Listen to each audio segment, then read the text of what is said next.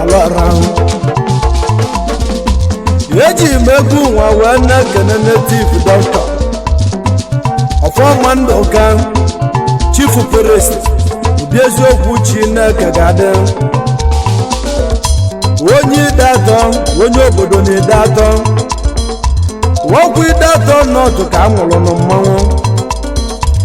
onye bụ lida obi eziokwu Chineke traditional outreach yo worldwide niile nwoke mmanwụ na ga-adị n'ụlọ ọkwa n'ọnya ọbala atụla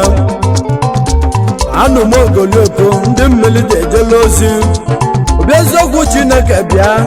ọzọ ekene gị nnekwute mmadụ ọgwụ ọkụ ọgwụ ka unu ji kalịsịa dibịa na-eme ọbalọra n'ọkwa gị mere nke a na-ahụ anya ezigbo mmadụ onye bụ ọkụ ereno wekwara unu mere ọlụ dibịa o ji wee baa n'elu akwụkwọ tata dị n'elu Facebook amala ya na ka imewe ọbalọra wakwa n'iru mmanwụ na-ekwu